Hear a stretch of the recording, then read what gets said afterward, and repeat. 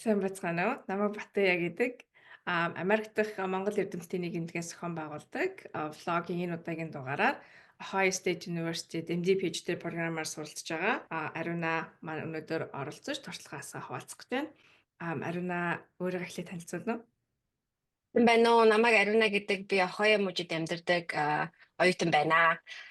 Би 2007 онд Монгол 33 дугаар сургуулийг төгссөн. Тэгээд 2007 оны намар анагаахын их сургуулийн нүүр ам судлалын ангид 1-р курст орсон. Тэгээд нүүр ам судлалд эхлээд 1-р курстээ явж байхдаа энэ Америк руу Work and Travel in the USA гэдэг ийм програмаар анх 2008 оны 100 Америкт ирж байсан. Энэ J1 гэдэг виза, F1 виз болгож солиулаад анх хэлний сургуульд орсон. Тэгээ хэлний сургуульд сурангаа энэ Америк дахь коллеж их сургуулиудыг судлаа. Тэгээд цаашгаа үргэлжлүүлж community college сурсан. Community college гэдэг нь болохоор Америкийн энэ Associated Degree гэдэг бакалавраас доотлын зэрэг олгодог байгууллага. Тэрэнд ерөнхийдөө нэг 2 жил сураад тэгээ тэр associated degree авдаг. Тэгээ би тэр Чикагод байдаг нэг тийм Ogden Community College гэдэг сургуулиас associated degree аваад тэгээ дараа нь үргэлжлүүлж 4 жилийн university сурсан. Ogden Community College-оос 4 жилийн сургууль руу шилжих үедээ аль сургууль руу шилжих вэ гэж судалгаа хийсэн. Чикагод байдаг нэг том сургууль UIC, University of Illinois at Chicago гэдэг сургууль. Судалгааны өндөр тийм олон боломжтой байж таараад тэгээ тэрийг судлаа явж исэн чинь харин ийм MD PhD гэдэг ийм програм байдгийг мэдэж авсан. Тэгээд ер нь тэр програмын тухай анх ингээ уншаад ер нь энэ стад ачгүй юм бэ? Ийм шинжлэх ухааны сонирхолтой бас дээрээс нь анагаахын сонирхолтой хүнийг ийм хоёулангаа юм хийж болдог ийм програм байт юм байна гэдгийг мэдэж аваад ер нь тэрнээс хойшоо програмда яаж сурах уу, яаж тэ өөрийгөө бэлтэх үү гэж олон жил хичээж ээж орсон. UIC-д бакалавртаа ямар мэргэжлэр сурсан бэ? UIC-д Bachelor of Science in Biological Sciences гэдэг зэрэгээр сурсан. Тэгээд community college-д болохоор энэ general education гэдэг ерөнхий бүх хичээлүүдээ авч дуусчаад тэр бүх хичээлүүдээ шилжүүлээд тэгээд UIC-д ирэхдээ одоо яг мэргэжлийнхаа хичээлүүдийг сурсан. Тэрний хвчлэн биолог, molecular biology, ecology гэх мэт хичээлүүдийг UIC-даа сураад тэгээд нөгөө нэг UIC айгүй олон лабораторитой судалгааны ажил хийх боломжтой учраас янз бүрийн хүмүүстэй холбогдож ирсэн хамгийн эхлээд биологийнхаа багш руу хандаа та би ингээд лабораторид чинь юм хийж судалгааны ажил хийж ямар хөө байдгийг сурья гэд анх тэгж ихсэн. Тэгээд тэр багшийнхаа лабораторид нэлээд хэдэн семестр юм сурсан. Танхим болгон өөрийн гэсэн адвайзеруудтай. Тэгээд би биологийнхаа танхимын адвайзер дээр очиж уулзсан чинь биологоор сурж байгаа хүмүүс хөвчлэн анагаах руу орох сонирхолтой. Тэгээд тэр хүн яг анагаах руу ороход ямар хичээл авах хэвээр, ямар шалгалт хийх хэвээр гэх мэтчил мэдээллүүдийг маш сайн өгсөн. Тэгээд нөгөөний би өөрөө болохоор нөгөө аль үжи MD PhD гэдэг програмыг харсан байсан болохоор тэрэн лөө би орохын тулд судалгааны ажил сайн хийх хэрэгтэй байна гэж мэдсэн учраас янз бүрийн энэ Америк даяарх олон янзын судалгааны одоо undergraduate research хийх боломжтой юмнуудыг судлаад жишээлбэл одоо National Institute of Health гэдгийн бакалавр бachelor хийж байгаа хүмүүст ирсэн судалгааны ажил зуны програм эднэрийг айгүй олон тийм програм байдгийг олж мэдээ. Тийм 2 зуны програмд би явсан. Нэг нь энэ Ohio State-д, нэг нь болохоор NIH тийм 2 судалгааны зуны судалгааны ажил хийсэн. Энэ бакалавр анх явцдаа хийсэн програмууд үү? Тийм. Тэгэхээр бакалаврт орохдоо эмч болон medical school-д явна гэдгийг бол зорьсон байсан байна. Тэгэхээр бакалаврт авч исэн хичээл, хийжсэн судалгаа бүхэн бол цаашаа MD PhD програмд орохдоо бол зориулсан байна шүү дээ, тий.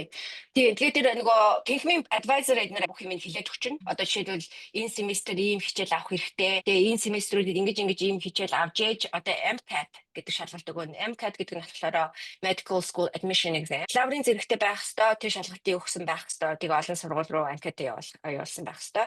Тэгээ тэр бүх юмыг ингээд заагаа хэлээд өгчдөг.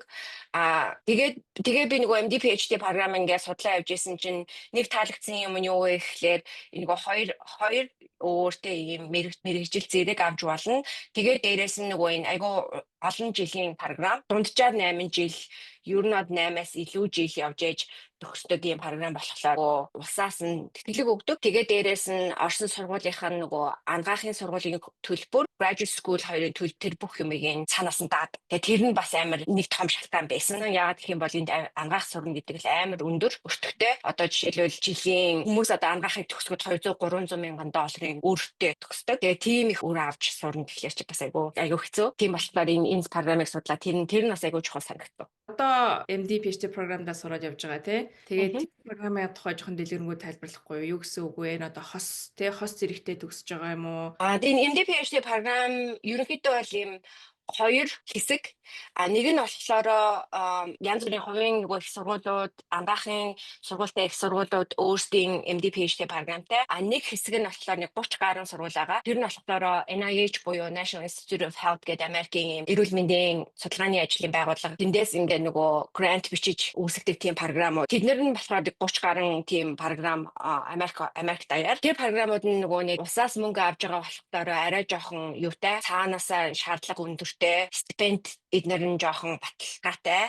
Тэгээд цаанаасаа curriculum ийм байх хэрэгтэй гэсэн тийм заалттай болохоор ер нь хоорондоо бол төстэй. Ийм програм руу яаж ордог вэ гэхлээр дунджаа нэг програм за 8-аас 10 хүн жилд авдаг. Тийм болохоор зарим нөгөө биологийн одоо бакалаврын биологийн танхимын адвайзерууд сайн мэдтгүү. Тэгээ жоохон заримдаа буруу мэдлэг өгөх гээд идэв. Миний хувьд болохоор хамгийн чухал нь би хүмүүст юу гэж хэлдэг вэ гэхлээр дор хаяж нэг 2 3 судалгааны ажил хийсэн туршлагатай байх хэрэгтэй. Тэгээ тэрнийхээ тухай өөрөө эслийн дээрээ сайн ярьж чаддаг байх хэрэгтэй. Тэгээ яагаад энэ судалгааны ажил хийх чухал вэ гэдгийг ингээ тустай нэг хэсэгээр тайлбарлаж өгч байна. Одоо нөгөө ангаах руу ороход MCAT өгөөд тэгээд нэг юм AMCAS гэдэг нэг анкет бүгэлдэг систем байдаг байхгүй юу? Яг адилхан тэр систем дотроо анкет бүгэлж явуулна. Тэгвэл тэрэн дотроо би одоо MD PhD гэдэг програм руу аплайдж байгааг ингээд сонгох юм бол 2 илүү эссе бичих хэрэгтэй. 3 эссе бичин хамгийн ихний эссе нь болохоор би яагаад ангаах руу орох сонирхолтой вэ гэдэг тухайгаа яриад 2 дахь нь болохоор би яагаад ийм хос зэрэглэлээр сурах сонирхолтой вэ гэдгийг тайлбарлаа. 3 дахь нь болохоор яг нөгөө судалгааныхаа ажлаа ингээд дэлгэрэнгүй бичдэг тийм 3 төрлийн эссе. Тэгээ тэр 3 төрлийн эссегээ яг л гой сайн бичээд тэгээ тэрэн дотроо хамгийн чухал юм нь өөрийнхөө яагаад би ийм судалгааны ажил хийх сонирхолтой хүн бэ? Тэгээд би энэ судалгааныхаа ажлыг би ангаахынхаа мэргэжилтэд яаж хослуулах вэ? Би ирээдүйд ингэж хослуулах байгаа гэдгийг ярьж чадах нь хамгийн чухал. Тэгээ дээрэс нь тэр нөгөө 3 дахь эссе нөгөө судалгааны ажлуудынхаа тайлбарлана шүү дээ, тий. Тэр эсээг бичихийн тулд 2 3 дор хаяж 2 3 судалгааны ажил хийсэн байх хэрэгтэй тий. Тэгээ тэрнийгээ сайн тэндээ хүнд ойлгуулгаар тайлбарж биччихээж тэр 3 зүйл бол хамгийн чухал.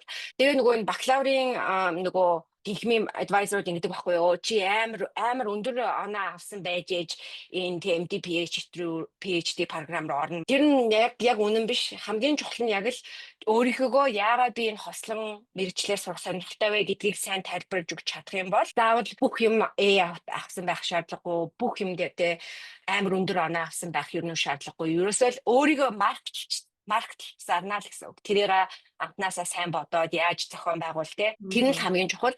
Тэгээд энэ 30 гаруй програмын яг нэг рүү орох юм уу? Эсвэл энэ хувийн NIH funded биш тийм програм руу орох юм бол ерөнхийдөө бол дотроо ороод бүтцэн нь бол айгүй адилхан. Эхний 2 жил нь энд ангаах 4 жил. Тийм болохоор эхний 2 жил нь ихвчлэн нөгөө онлын 2 жил. Тэгээ онлын 2 жилээ үзээд step 1 гэдэг шалгалт өгнө. Тэгээд тэр шалгалтаа өгснөхийн дараа PhD-г эхлүүлнэ. Тэр нь тэгээ нөгөө PhD-гийнхаасаа шалтгаалаад 4-5 жил, 3-5 жил янз бүр. Тэгээд PhD-гээ дуусгасныхаа дараа зож ангаах руугаа ороод сүүлийн 2 жил нь тэр нь болохоор нөгөө дадлан хийдэг 2 жил. Тэр нөгөө эмнэлгүүдээр тойрч янз бүрийн тасгаар тойрч явдаг тийм сүүлийн 2 жилээ хийдэг. Тэгээд ерөнхийдөө нэг 8-аас дунджаар 8 жил, тэгээ PhD-ийн жил нь хэдээс шалтгаалаад 8-аас дээшээ доошгоо нэг ганц 2 жил бол байх магадaltaй. Тэгээд яг энэ нөгөө NIH funded програм болохоор заавал ногоон карттай юм уу Америкийн иргэн байх хэрэгтэй. Ногоон картгүй Америкийн иргэн биш олон улсын оюутан бол нэг ганц 2 сургууль нь олон улсын оюутан авдаг гэж яг вебсайтн дээр бичсэн. Магадлал айгүй бага. Яг гэх юм бол сургуулиас нь эн чинь дор хаяж бараг л хагас сая долларын тийм их хөрөнгө оруулалт хийж байгаа байхгүй юу. Тийм болохоор олон улсын оюутнуудад энэ боломж айгүй бага. Тэгээ яг ганц 2 Dartmouth гэдэг шүү дээ тий. Тэр сургууль жишээлбэл 1 2 ч юм уу тиймэрхүү олон улсын оюутан авч болно гэж бичсэн байдаг боловч яг авдаг үг нь бол сайн мэддэг. Би бас энэ шалгалтын тухай ярьж ахт бодлоо. Одоо PhD байгаа хүмүүс GRE шалгалт өгдөг тий. Зарим ихэнх сургуулиуд шаарддаг. Тэрийг MD PhD програмд орж байгаа хүмүүс өгдөг үү? Үгүй тэрийг өгөх шаардлагагүй. Яагаад гэх юм бол энэ тэр нөгөө ангаах руу орж байгаа болохоор тэр ангаахын MCAT шалгалт нь тэг яг л нөгөө адилхан шинжлэх ухааны юм шалгаж байгаа болохоор MCAT өгсөн байхад л юу нь бол хангалттай. Тэгээд GRE бол өгөх шаардлагагүй. Хамгийн чухал яг орохын өмнө бол MCAT гэдэг шалгалт тэгээд янз бүрийн судалгааны ажлын туршлагатай байж ижил SMS бичгээд ер нь боломж юм. За одоо тэгвэл MD PhD програмд орчоод явж байгаа те. Яг аль хэсэгт нь явж байгаа вэ одоо? За би одоо сая ковидын үеэ PhD-гээ хийж таарсан. Тэгээд дээрэс нь бас манай багш тэтгэврт гарна марна гээд миний PhD 5 жил болсон. Тэгээд 5 жил PhD гэж дуусчаад одоо би анаахынхаа 3 дугаар курс руу орчоод бараг дуусгах явж байгаа. Тэгээ 3 дугаар курсынх нь онцлог нь юу вэ гэхээр 3 дугаар курс оюутан болгон яг адилхан 3 семестртэй. Тэгээд хамгийн нөгөө basic team training хийж гэнэ гэсэн үг. Тэгээд том хүнээс докторийн тасгаар явна, мэдрэлийн тасгаар явна, сэтгэл зүйн тасгаар ажиллана, OB/GYN гэдэг их барихын тасгаар ажиллана, мэсгэлийн тасгаар ажиллана, тэгээд хүүхдийн тасгаар ажиллана гэдэг ингээд оюутан болгоод бүгдээрээ яг адилхан юм хийн 3 дугаар курстэй. Тэгээд би одоо тэр 3 дугаар курсээ дуусгаад одоо яг бол хүүхдийн тасаг дээр ажиллаж байгаа. Тэгээд 4 дугаар курс руу ороод ирэхлээр арай өөр. 4 дугаар курс нь те яг нөгөө хүмүүс чинь 3 дугаар курсынхаа төгсгөл цаашаа ямар нарийн мэргэжлэр явахгаа шийддэг. Тэгээд шийдчихэнгүүтээ резидент гэдэг дараагийнхаа юм руу бэлдэнэ. Тэхийн тулд өөрийнхөө сонирхож байгаа нарийн мэргэжлэр сонирхолтой цаашаа яаж өршөөлөх сонирхолтой тэрийгэ дагаж янз бүрийн тасгуудаар илүү их харийн хугацаатаагаар ажиллана. Яг одоо энэ 3 дугаар курст болохоор 2-7 хоног нэг тасагтаа яваал дахиад дараагийнхаа тасаг руу айгүй богинохон хугацаанд те ингээд шилждэг. Тэгээ ерөнхийдөө зүгээр ингээд ангаахын дотор ямар олон янзын төрөл байж байгааг ер нь танилцж байгаа маягийн. Тэгээд тэр олон янзын төлөвлөдөр ингээд танилцж явчаад нарийнчлан сурах юмаа сонгонгуудаа 4-р курстэй тэрүүгээр арай илүү бүтэн нэг сарын заатай дадлага хийдэг. Тиймэрхүү хэсэгтээ явж байгаа одоо. Ариуна Монгол тэ сурсан те 1 жил сурсан. Тэгээ одоо Америкийн бас ангаахт нь тэ одоо практикум дээр явж байгаа юм байна те. Монголын одоо анагаахын систем, Америкийн анагаахын системийг одоо аль алинд нь те байсан хүний хувьд юу гэж бодож ийн, ялгаатай юм нь юу вэ, төстэй юм нь юу вэ, юу вэ тэр.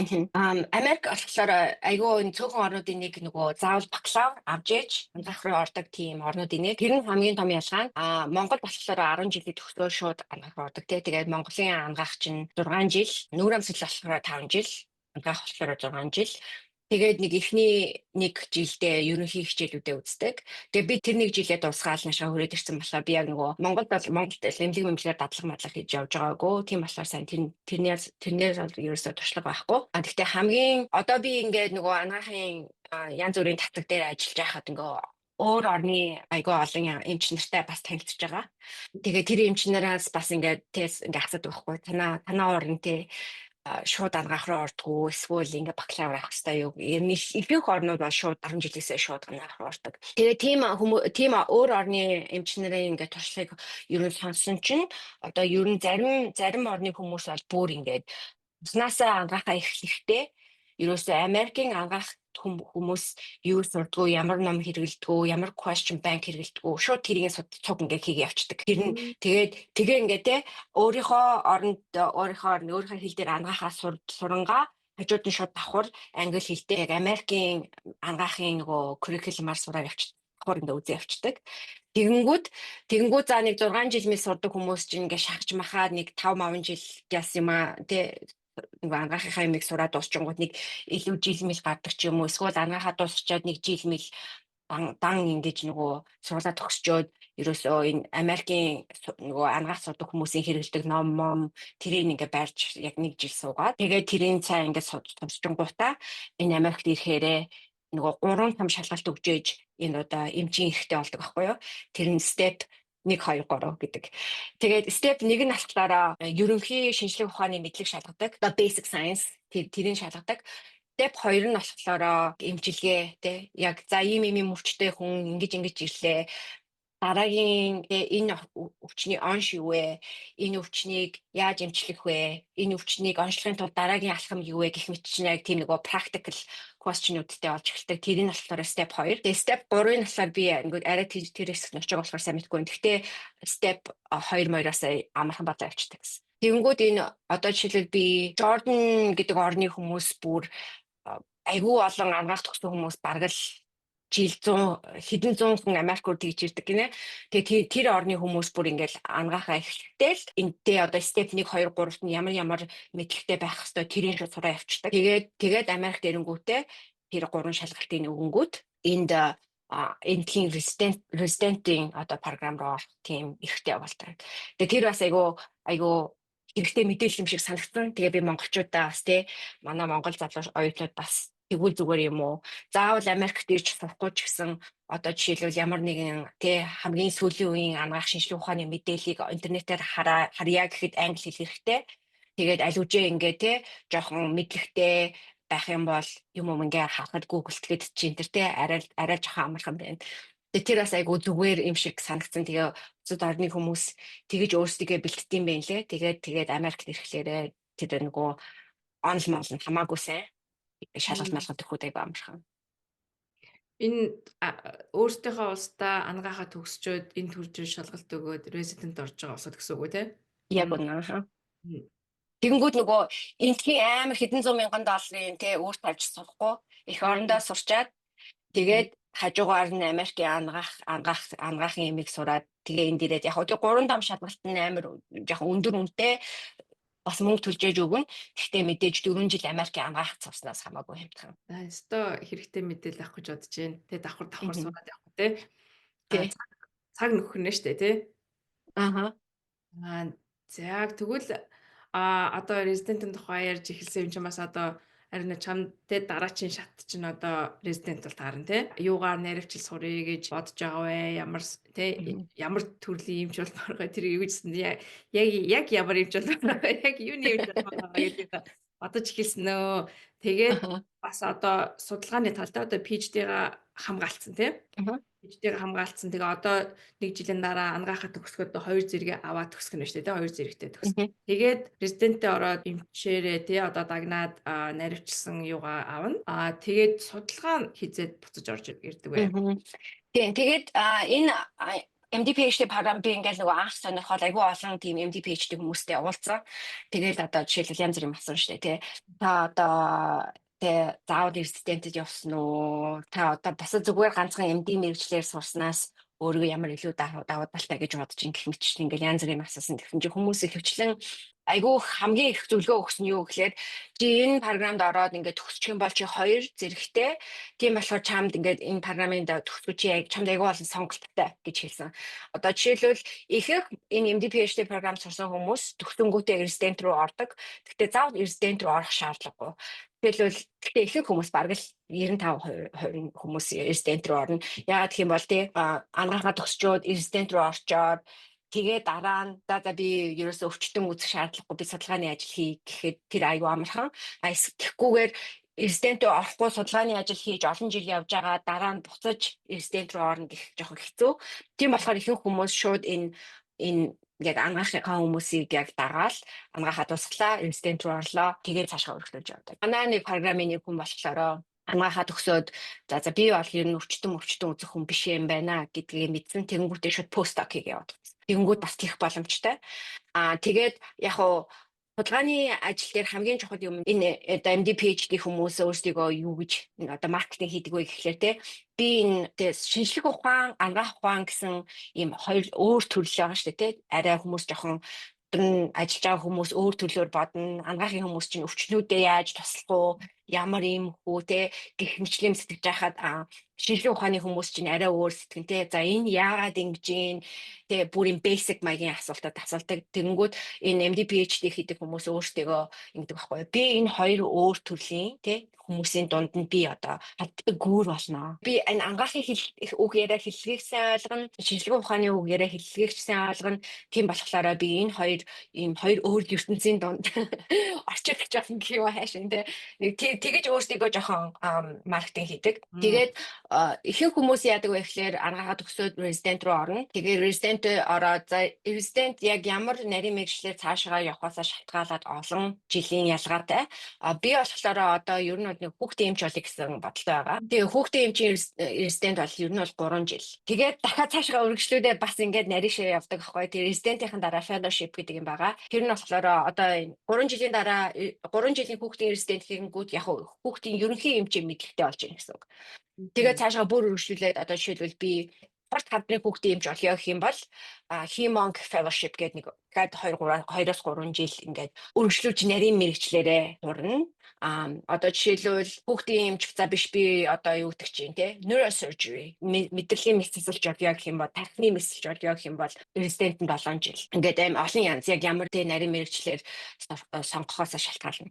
Тэгээд бас ангаахын ингээд би ангаахынхаа 3 дугаар курст ороод миний нэг ингээд амар мэдэрсэн юм гэх юм бол ангаах ингээд ангаах гэдэг нэг үг мөртлөө дотроо айгүй олон янзын нарийн мэрэгжил.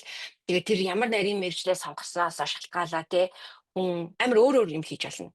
Одоо жишээлбэл оффист өвчтөн үздэг юм хийж болж юм. Эсвэл нисэл хийдэг юм хийж болж юм. Дөнгөв тэр хоёр өөр төрлийн эмч нарын чинь амьдрал хийдэг юм одоо цалин эднэр нь амар ялгаатай. Тэнгүүд энэ ерөөсөө энэ ангаах гэсэн нэг нэр дотор айгүй олон янзын мэрэгчлүүдээс хүн ингэж сонгож авах боломжтой.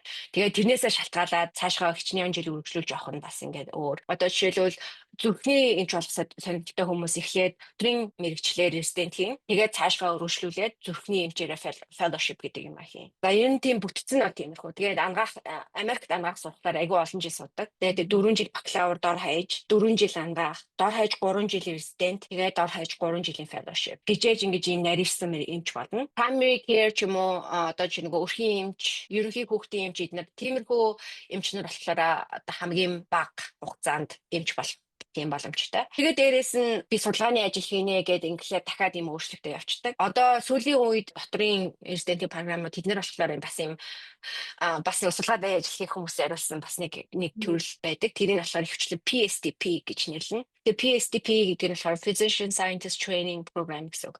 Тэр нь болохоор PhD-тэй ч юм уу эсвэл олон жил судалгааны ажил хийсэн туршлагатай хүмүүс цаашгаа ирээдүйд судалгааны ажил хийх сонирхолтой тийм хүмүүсүүдийн ордог програм. Тэгээ тэрнээ одоо ментор очиж туслана, дараагийн грант эднэр apply туслана. Ерөнхийдөө энэ PSDP гэдэг нь оюутнаас бие даасан эрдэмтэн болох тэр замд нь туслахтай тийм байгууллагууд. Бид нар хөвчлэн ер нь доторын эмч нарын резидент одоо internal medicine гэдэг тэр нь хамгийн их элбэг. Одоо тэгээд энэ хүүхдийн буюу pediatric residency program да тиймэрхүү програмууд дөнгөж эхэлж байгаа. Цөөхөн тиймэрхүү үеийн програм. Тэгээ би болохоор нэг тиймэрхүү програм руу орох сонирхолтой. Тэгээ хүүхдийн эмч дотроо яг цаашаа ямар нарийн мэрэгчлэр сурах вэ гэдгээ яг одоохондоо шийдээгүй. Гэхдээ би нөгөө миний судалгааны ажил ясны хор тавдар судалсан байхгүй юу. Тэгээ яг тэр айгу сонирхолтой байсан. Гэхдээ би тэрнээсээ жоохон өөр юм хийгээд бодож байгаа. Тэгээд энэ тархи маригтай холбоотой судалгааны ажил хийх жоохон сонирхолтой юм уу гэдэг. Яг тийм судалгааны ажил хийхэд ямар fellowship энтер резидентэд тусчаад арах уу энтер гэдгээ одоохондоо сайн шийдээгүй. Нөгөө резидент рүүгээ орохлоор чинь 3 жилтэй нөгөө өвчтөнгөө үзээд за би ийм өвчтнүүдэд ажиллавал надад зүгээр юм байна. Эсвэл би ийм өвчтнүүдэд ажиллаж ээж тэгээ ийм судалгааны ажил хийх юм байна гэдгийг ингээ жоохон хэдэн жилийн дараа жоохон мэдэж аавна. Тэгээд энэ резидентийн програмууд дотроо бас судалгааны ажил хийх зориулсан хүмүүс бас тиймэрхүү янз бүрийн програм байна. Pediatric residency програмууд нь болохоор categorical гэхлээрээ 3 жил яг нөгөө нэг янз бүр өвчтөн үзэл төгсөөл эмч болох зорилттой integrated pathway гэж байна. 3 жилийнх нь эхний жилд нэг сар ч юм уу судалгааны ажил хийх, 2 дахь жилд нь 2 сар ингээд баг судалгааны ажил хийх хуваарьт оролцсон. Advanced гэж бас байна. Тэр нь болохоор ерөөсөө нөгөө нэг эмнэлэг дээр ажиллах юм ингээ урагшин шатсан эхний 2 жилд нь эмнэлгээ дээрээ явж хэмээс сурчаад 3 дахь жилд нь судалгааны ажил хийдэг. Тиймэрхүү хэдэн төрлийн тийм pathway-нууд бас байдаг. Би одоохондоо аль руу нарах вэ гэдгийг сайн шийдээгүй байгаа. Гэхдээ тийм олон төрлийн боломжтой. Тэгээд заавал PhD-тэй байж тийм судалгааны ажил хийдэг резидент руу орно гэсэн үг бол биш. PhD-гүү байсан ч гэсэн олон жил судалгааны ажил хийсэн. Тэгээд тэрийгээ өөрөө тайлбарлаж чадах юм бол би ийм надад ийм туршлагатай. Тэгээд би ирээдүйдээ судалгааны ажил хийх сонирхолтой. Тэгээд тэрийгээ лекшн дээрээ сайн ярьж, эсэн дээрээ сайхан ярьж чадах юм бол энэ програм ийм судалгааны ажил хийдэг резидентийн програм ордог тийм боломжтой. Миний ойлгосноор MD PhD програмд ороод төгссөн хүмүүс зөвхөн PhD-га дагаад судалгааны ажил хийж явж болох юм байна тийм. Зөвхөн PhD-га дагаад өвчтнүүд үзээд одоо эмч болоод явж болох юм байна. Эсвэл хоёулангийн ашиглаад одоо судалгаа хийдэг эмч нар гэсэн тийм байж болох юм байна тийм. Ерөнхийд нь зүгээр ингээд харахад яг үнэ. ер нь бол сонголт айгүй өргөн. Тэгээд даваа тал нь ямар ч өргөө төгсгөн байна тийм. 8-аас 10 жил зарцуулж магадгүй. Энэ програмыг сонирхсон хүмүүс бол бакалавра хийж явах явцдаа судалгаа төлөх юм байна тийм. Тухайн хичээлүүдээ аваад сайн сурсан, онол нь сайн гисэн, дээрээс нь нэмээд зундаа ч юм уу те эсвэл хичээллэхээ гадуур заавал судалгааны ажил хийж лабораторийн туршлагатай болсон зүгээр юм байна те. Тий, яг үнэ. Тэгээ би бас ингэдэг аахгүй заримдаа хүмүүс ингэж асуудаг. Оо, эн чинь айгу зүгээр юм биш үү? Энэ ер нь үнгүй ангаахт явах зам юм биш үү гэж асуудаг аахгүй. Тэгэхээр ингэж хэлдэг. Хамгийн гол нь тэг хүн чинь залуу насныхаа 8 9 жилийг өнгөрөөн. Тэгээ залуу насаа үнэлэхгүй байгаа бол яг хөө энэ үнгүй гэж бодож олно.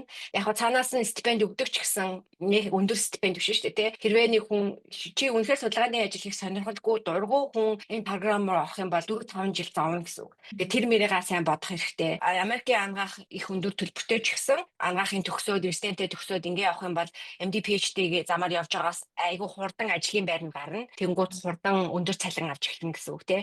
Тэгээ тэр мэрийгээ ингээ бас яг сайн хүн бодож ээж. За би тий надад энэ MD only гэдэг нь зүгээр юм уу? Эсвэл MD PhD-ийн зүгээр юм уу? Эсвэл PhD-ийн зүгээр юм уу? Гэж ингээ сайн бодорой гэж би зөвлөгөө өгдөг. Яагаад гэвэл хүмүүс нөгөө оо эн чинь төлбөртэй үнгүй дээрээс нь стипенд авдаг гэдэг ингээд тий. Үнгүй Америкт явах гэж ингэж Америкт ангаахт явах гэж ингэж ойлгоод идэг. Гэтэ бас яг үнгүй бол биш тий. Чи залуу насаараа төлж байгаа гэсэн. Тийм шүү. Тэгээ PhD хамгаалагчаас амар биш те. Тий. Тэгээд судалгааны ажил хийх сонирхолгүй хүн PhD хамгаална гэхлээр чи амар их асуудал байна гэдэг тий. Хамгийн сүүлд нэг асуухад одоо тий 5 10 жилийн өмнөх ариунаг бодоод юуг тий юунд илүү анхаарсан зүгээрээс минь өөртөө өгөх зөвлөгөө байна уу? Оо яана. Эсвэл чи шүү тэр хийсэн чи айгүй зөв байсан шүү ч гэдэг юм уу тий? Эргээд өөртөө зөвлөгөө өгөх юм бол яг бид нар нөгөө MCAT гэдэг шалгалтыг 2 өгсөн байхгүй юу? Яг 2 өглөөр ингээд сунжраал айгүй хэцүү байсан. Тэрэнд орвол эхлээд өгөхдөө л сайн ингээд тэгээ нэг хэсэг хичээл амбууяа сонгоод тэрэндээ сайн суугаал нэг хэсэг бэлдээл өгсөн бол мөнгөний ч хэмнэлттэй дээрээс нь цаг цагны хэмнэлттэй байсан. Тэгээд одоо нөгөө залуу оюутнууд надаас ийм асуухлаар би тийм зөвлөгөө өгдөг. За хичээлийнхаа хажуур том шалгалтанд бэлдэж сурах айгүй хэцүү. Аль болох боломжтой юм бол тэ 100-ийнхаа амралтаар ч юм уу.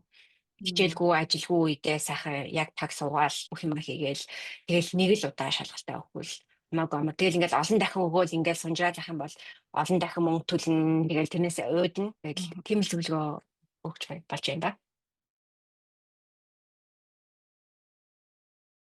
Хэдэн жилийн өмнө ер нь бол хэдэн жилийн өмнө Америкт эмчээр ажиллахын тулд одоо өөр Америкаас өөр оронд эмчийн мэргэжлийг төгссөн хүмүүс заавал step 1 2 3 гэсэн шалгалтыг өгөөд тэгээ заавал энд резидентийн програмд орж резидентийн програмд дуусгаж ээж энд ажиллах хэрэгтэй болдог байсан. Тэгсэн чинь одоо энэ Америкийн өмнөх мужуудаар жоохон эмчийн дутагдaltaй. Тэгээ тэр мужууд хуулиа өөрчлөөд Tennessee 2 3 жилийн өмнөөс өөрчлөөд ийм хууль гаргасан. Тэр нь юу вэ гэхээр гадаадад ангаах төгсөөд резидентээ хийгээд ажиллаж байгаа эмч нарыг тань тулд хуулиа яаж өөрчилсөн бэ гэхээр Америкт ирээд тэр нөгөө step 1 2 3 гэдэг шалгалтаа өгөөд тэгээд энэ teaching institute буюу одоо нөгөө resident програмтай team эмнэлэгт нэг жил 2 жил ч юм уу нэг багштай тэгээд тулд дадлаг маягаар ингэж ажиллаад тэгээд нэг 2 жил ажиллаад тэгээд нөгөө бие дааж эмчлэх эрхийг өгдөг тиймэрхүү шинэ хуулиуд гарч байгаа.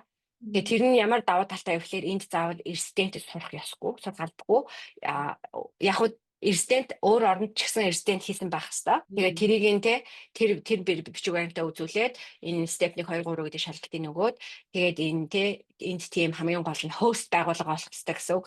Тэгээд тэр байгууллагынх нь нэг эмчтэй жоохон төр зургийн гэрээ маягийн байгуулаад 1 жил 2 жил.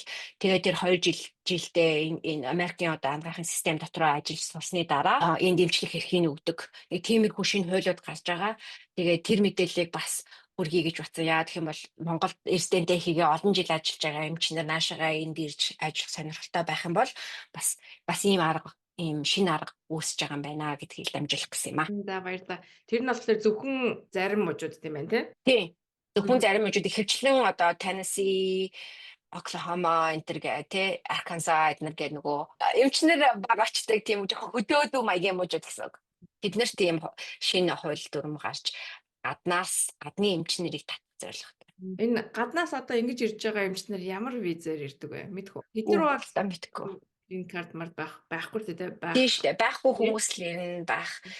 Тэгээ яг гоо тийм мужуудын ямар эмнэлэг тийм програмтай байна гэдгийг хараад тэр програмынхаа хүмүүстэй холбогдоо тий. Ямар нэгэн визээр л ирэх бах, цагаачлалын бус визээр л ирэх бах. Тэгээд ажлын тэр нэг 2 жил дээр ажилладаг тэр мэр юм а зохион байгуулалт. Тэгэл тэрнээс дараагаа цаашгаа үргэлжлүүлээл байгаачлалын визмэд болгож салддаг байх гэж бодож байна. Тэрнийхэн тал дээр бол нэг сайн мэдэхгүй байна. Хамгийн сүүл энэ програмыг сонирхсон хүүхдүүдтэй одоо оюутан залуучуудад ингээд туршлагаасаа хуваалцаж мэдээлэл хуваалцсанд баярлалаа. Тэгээд дөрөвдүгээр курст нь өндөр амжилт төсөй. Цаашаа MD PhD хоёр зэрэгээ ашиглаад амжилттай сайхан карьераа хөгөөрэй гэж хүсмээр байна.